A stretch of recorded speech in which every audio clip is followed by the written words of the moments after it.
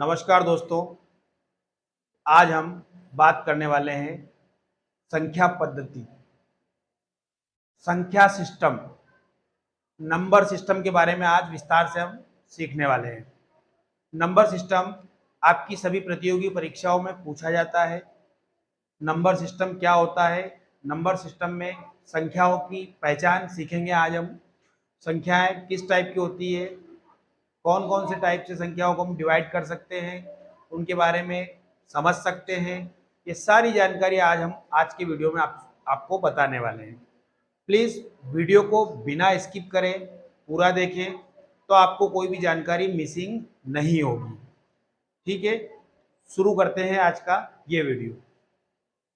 दोस्तों, आज हम बात करने वाले हैं वास्तविक संख्याओं के बारे में। वास्तविक संख्याओं का चैप्टर हर प्रतियोगी परीक्षा का एक चैप्टर होता है, उसमें पूछा जाता है और सभी के लिए बिल्कुल अच्छी जानकारी है। देखिएगा, वास्तविक संख्याओं के बारे में पढ़ रहे हैं। वास्तविक संख्याएं ये वो संख्याएं जिनको हम जानते हैं, जिनको हम अपने डेली यूज में लेते हैं। उन संख्याओं के भी प्रकार होते हैं, उनके बारे में आज हम पढ़ रहे हैं। वास्तविक संख्याएं, वास्तविक संख्या का जो पहला प्रकार होता है वो होता है प्राकृत संख्या। वास्तविक संख्या को का पहला प्रकार होता है प्राकृत संख्या। अब प्राकृत संख्या किन संख्याओं को बोला जाता है, थोड़ा सा वो आप देखिएगा। प्राकृत संख्याएं आपकी जो आप गिनती पढ़ते हैं, जो आपका नंबर चलता है, उस नंबर को ही प्राकृत संख्या कहा जाता है। देखिएगा, प्राकृत संख्या आपकी स्टार्ट होती है 0 से। 0, 1, 2, 3, 4, 5 ऐसे करके आप जहां तक भी जाएंगे, अनंत तक जाएंगे, तो ये आपकी क्या बनेगी? प्राकृत संख्या। आपको सिंपल सा एक ही सिस्टम याद रखना है कि प्राकृत संख्या हमेशा 0 से स्टार्ट होती है। अब नंबर दूसरा आता है आपका पूर्ण संख्या। पूर्ण संख्या और प्राकृत संख्या लगभग एक जैसी है, पर इनमें थोड़ा सा अंतर है। प्राकृत संख्या 0 से स्टार्ट होती है, जबकि पूर्ण संख्या 0 से नहीं स्टार्ट होती है, 1 से ही होती है। 1, 2, 3, 4, 5, 6 ये है आपकी, और ये जाएगी कहां तक? अनंत तक। ये आपकी होती है पूर्ण संख्या। अब इसके बाद नंबर 3 पे आपका नंबर आता है पूर्णांक संख्या। पूर्णांक संख्या के बारे में आप सोचेंगे तो आपको भी थोड़ा सा आश्चर्य होगा। पूर्णांक संख्या भी गिनती होती है, पर आप भी सोच रहे होंगे कि गिनती में कितने टाइप है। तो गिनती का हम अगला टाइप ले रहे हैं पूर्णांक संख्या। पूर्णांक संख्या वो संख्या होती है जो ऋणात्मक भी होती है और धनात्मक भी होती है। धनात्मक भी होती है और ऋणात्मक भी होती है। पूर्णांक संख्या अनंत से चालू होती है,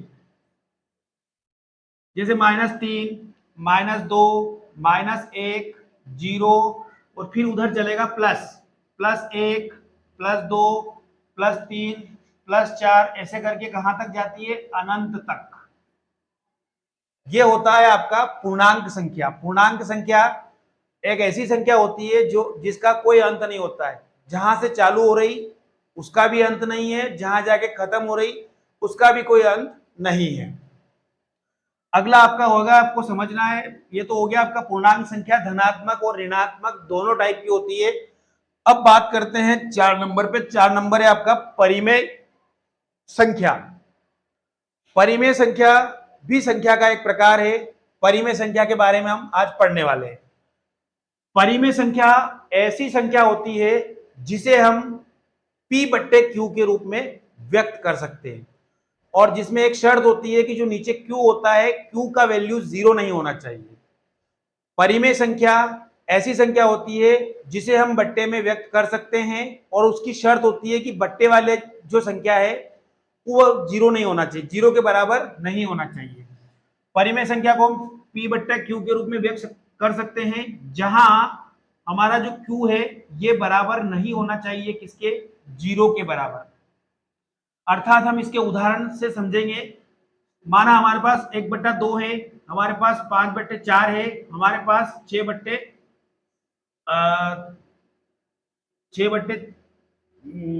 सम है, तो सम में थोड़ी दिक्कत आएगी। 7/2 है, इस टाइप की जो संख्याएं होती है वे संख्याएं आपकी परिमेय संख्याएं कहलाती है।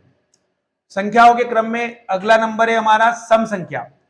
सम संख्या वो संख्या होती है जिसमें हमेशा 2 का भाग जाता है, 2 के पहाड़े में आने वाली संख्या, जैसे 0, 2, 4, 6, 8, 10, इस टाइप से आप सम संख्या लेते जाएंगे। सम संख्या वो होती है जो 2 से डिवाइड होती है।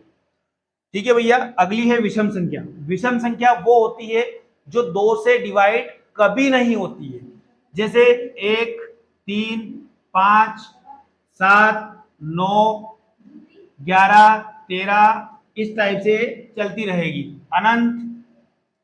ये अनंत तक चलेगी और ये भी अपनी अनंत तक चलती रहेगी। ठीक है साहब, ये आपका हो गया सम विषम।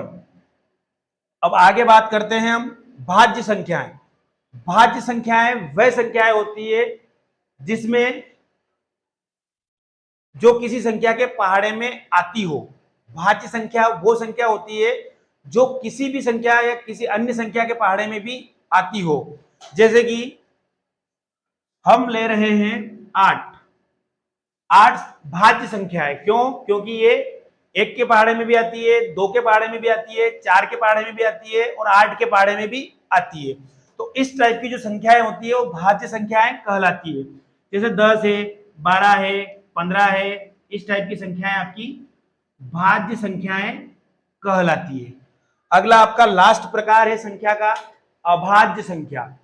अभाज्य संख्या वो संख्या होती है जो या तो 1 के पहाड़े में आती है या उसके स्वयं के पहाड़े में आती है, इनके अलावा किसी अन्य संख्या के पहाड़े में नहीं आती हो, वो संख्या होती है अभाज्य संख्या।